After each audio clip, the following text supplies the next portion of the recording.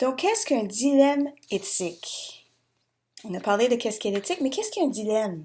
Alors, si on pense à des situations éthiques, ça se peut que c'est une situation assez claire parce que quand on regarde un code éthique, on a une indication de comment procéder. Toutefois, ce qui arrive souvent, et ce qui est le cas dans un dilemme éthique, c'est qu'il existe deux options à choisir. Et chaque option met en valeur des valeurs éthiques qui sont différentes. Donc, ce qui arrive, c'est que le dilemme nécessite une réflexion plus poussée. Ça nécessite qu'on prenne le temps de passer à travers du processus de prise de décision éthique parce que, justement, il y a cette contradiction entre nos valeurs. En d'autres mots, nous faisons face à un dilemme éthique lorsque nous devons prendre une décision quant à la meilleure façon d'agir. Donc, les deux façons sont bonnes, mais il faut trouver la meilleure façon. Et quelle que soit l'action adoptée, il va y avoir certains principes éthiques importants qui sont compromis. Donc, ça devient un débat entre deux bons principes. Et j'apporte à votre attention qu'il y a une vidéo plus détaillée à ce sujet dans votre cours. Donc, pour conclure, la pratique éthique met en valeur trois éléments. Il y a trois éléments qui sont en jeu quand on a besoin de faire une décision éthique. La première étant nos valeurs personnelles. Donc, on va voir ça tout au long du cours, dans nos exercices, comment nos valeurs personnelles viennent influencer, viennent diriger nos décisions éthiques. Et aussi, un deuxième élément qui entre en jeu, ce sont les jugements que l'on fait. On est tous humains, on porte jugement sur des choses dans lesquelles on doit décider. Donc, ces deux points-là, c'est pourquoi il faut vraiment consulter lorsqu'on a une décision éthique à faire. C'est très important de faire sûr que notre décision n'est pas biaisée par nos valeurs personnelles et nos jugements.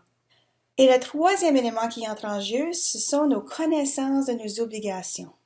Donc, on a des obligations légales, organisationnelles et éthiques qui entrent en jeu quand on fait une décision éthique.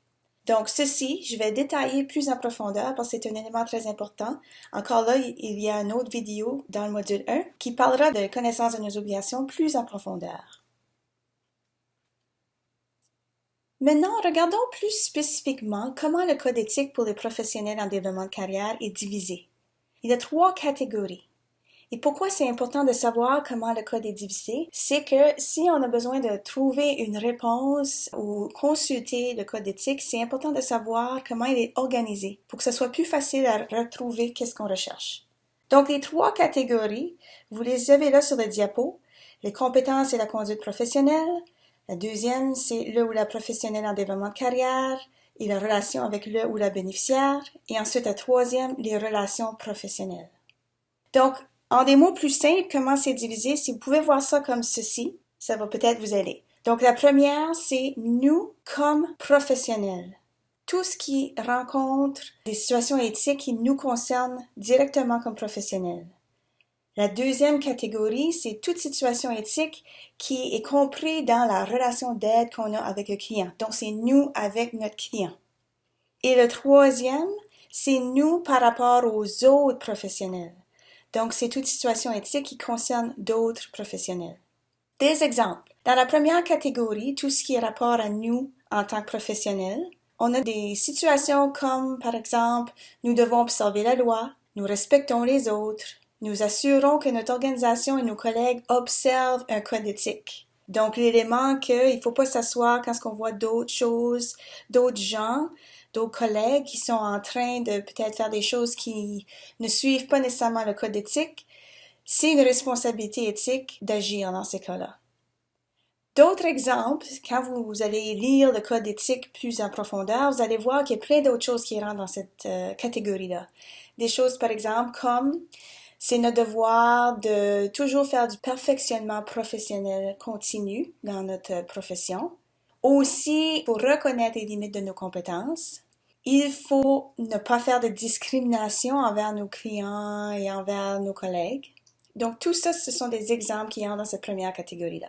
La deuxième catégorie des exemples, nous démontrons de l'intégrité, nous respectons la confidentialité, ça c'est un gros élément dans cette section-là. D'autres exemples pourraient être, par exemple, il faut donner un consentement éclairé avec nos clients.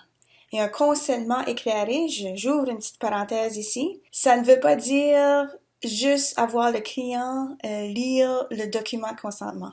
C'est de s'assurer qu'on a passé à travers du document avec eux, qu'ils comprennent qu'est-ce qui est qu'est-ce qui va être le processus avec vous. Je ferme la parenthèse ici. Un autre exemple qui rentre dans cette deuxième catégorie-là, c'est d'éviter les conflits d'intérêts. Donc, par exemple, on va éviter d'avoir des clients qui sont des membres de la famille ou des amis, ou on va éviter des choses comme acheter des produits de nos clients s'ils vendent quelque chose, des choses de même. Un autre exemple dans cette catégorie-là, par exemple, c'est la dualité de rôle. Donc, si on voit un client, on s'assure qu'on côtoie pas le client dans un autre rôle, comme par exemple, on leur enseigne pas un cours ou on n'a pas de relation entrepreneuriale avec nos clients. On n'a pas de dualité de rôle. La troisième catégorie, des exemples nommés ici, c'est par exemple respecter nos collègues, donner suite aux préoccupations avec nos collègues de façon appropriée. D'autres exemples pourraient être, il faut respecter nos collègues, donner suite aux préoccupations avec nos collègues de façon appropriée. Et un autre exemple qui pourrait être dans cette catégorie, c'est notre droit à la consultation. Donc, ça veut dire que dans notre profession, on a droit de consulter.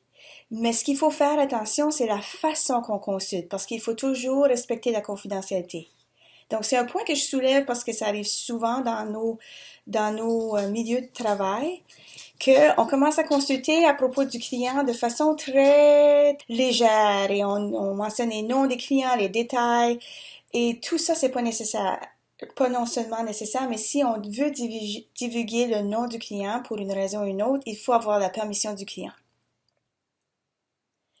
Pour le reste des tâches à compléter pour le module 1, ce sera de visionner 3 vidéos. Vous avez aussi un article à lire qui est évidemment le code éthique.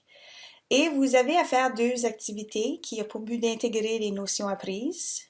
Et finalement, il y aura 2 forums de discussion à participer. Pour conclure, j'aimerais vous rappeler que si vous avez des questions au sujet du cours, n'hésitez surtout pas à me rejoindre. Vous avez 2 façons là sur le diapo pour me rejoindre. Toutefois, ma préférence serait de me rejoindre par courriel si possible. Et si vous avez plutôt des questions au niveau du support technique, ce sera Marianne Bédard de la Fondation canadienne pour le développement de carrière qui sera votre point contact. Marianne se retrouve à Ottawa toutefois, donc prière de se rappeler de ceci puisqu'il pourrait y avoir un décalage d'heure. Donc, j'espère que vous avez plaisir à compléter les dernières tâches. Merci.